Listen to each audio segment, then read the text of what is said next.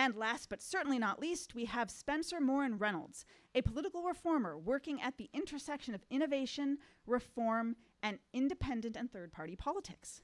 His most recent work has seen him as the digital director for Rank the Vote, and before that, as a national strategy director for the Forward Party.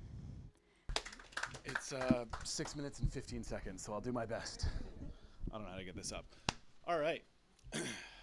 We're here tonight to talk about radical change. And as with many of my fellow debaters, I'm going to start with a definition. Radical change is metamorphosis. It's changing something's soul, its very nature. And so as you think about the arguments I'm about to make and the ones that my fellow debaters have made so far, I want you to keep that in mind. Is the solution to these problems changing the core of what makes America America? And when we talk about founding principles, about our core, what I mean is this. Our country was founded on the idea that all people were created equal, and that the power of government comes from those who are governed. Those founding cornerstones have allowed us to do some incredible things. It took us 100 years in a civil war, but we ended slavery. 60 years later, we continued to live up to the idea that all people are created equal, and we gave women the right to vote. After World War II, after we won World War II, we rebuilt Europe. We put a man on the moon. We created the internet. We cured polio. When we do it right, the American system doesn't just work, it triumphs. And so the real question in front of all of you tonight is this. Is the proper way to fight the coming tides of chaos to tear down everything we've built in the last 250 years and start over? Or is it to buckle down and fix it? I know where I stand, and at the end of tonight, I hope you stand with me. Now look, I'm not going to tell you that we don't have problems. America is fraught with existential crises. I am a millennial, like most of the front row here, and so chief among them for me is climate change. But we're in a cost of living crisis. We've seen record levels of illegal immigration in the last 5 years, and during COVID, we saw the single greatest transfer of wealth from the lowest classes to the rich since we started keeping track. But here's the thing. All of these problems are solvable.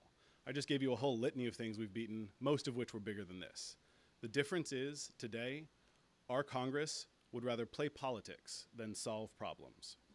We are more polarized today than we have been at any point since the lead up to the Civil War.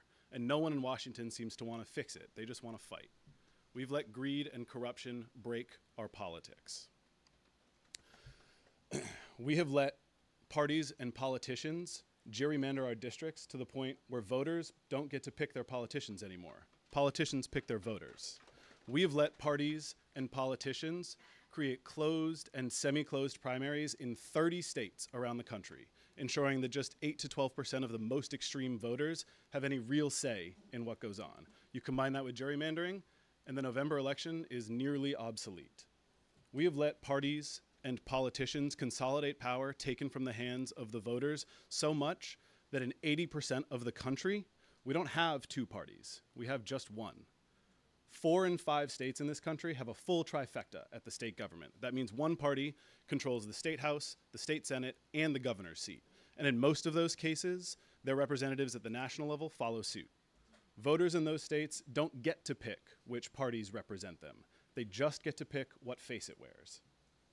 And that's just the state and local level. At the national level, the Electoral College is even worse. It is an archaic relic of a bygone era that allows voters in Alaska, Wyoming, and Vermont 4 times more power to pick the president than voters in California, Texas, or Florida. That's broken. But luckily for us, the solutions to all of these problems exist in cities and states across the country today.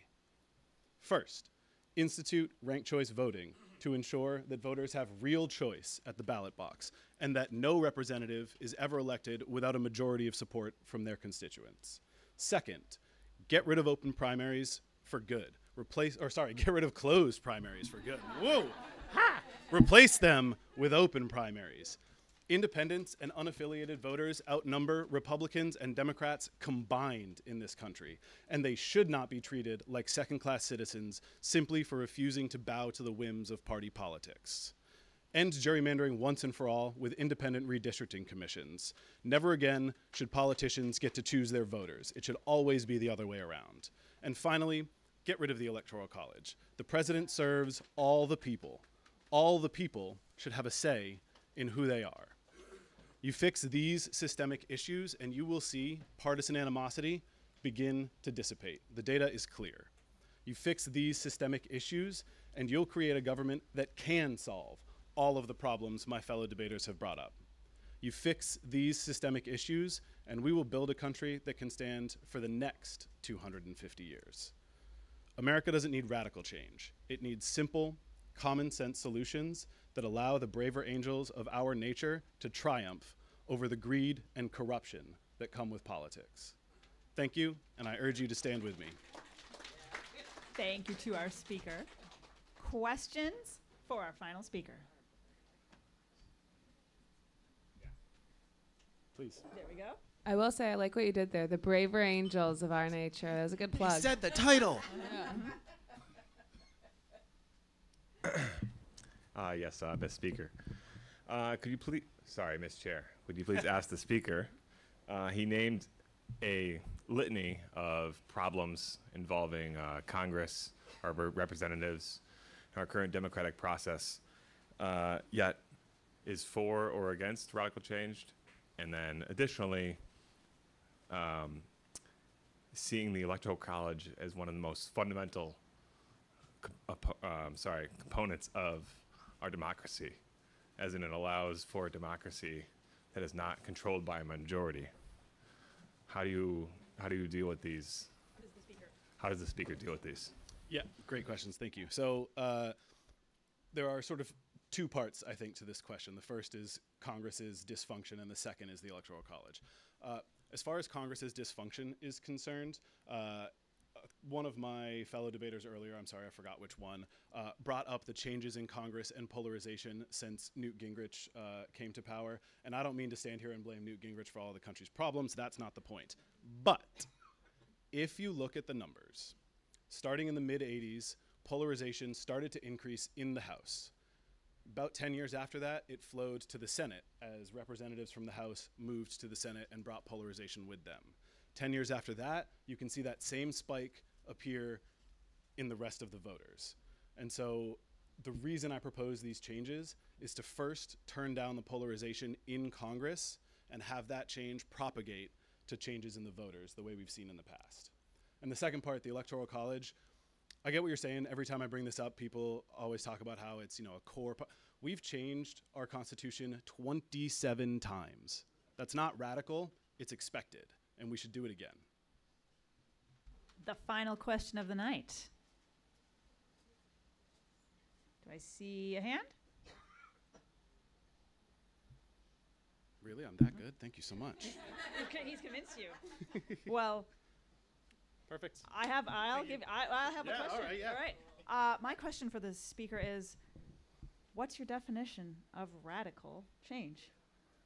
Yeah, I hate to sound like a broken record, but it is what I opened with. Radical change is true metamorphosis. So, for instance, I don't think in U.S. history we've gone through drastic, radical changes. We've gone through dozens, hundreds of big changes, small changes, planned, systemic, whatever you want to call them, but all of them were spurred on within the belief, within the ideals that we put together 250 years ago, that the power comes from us and it's our job to maintain it.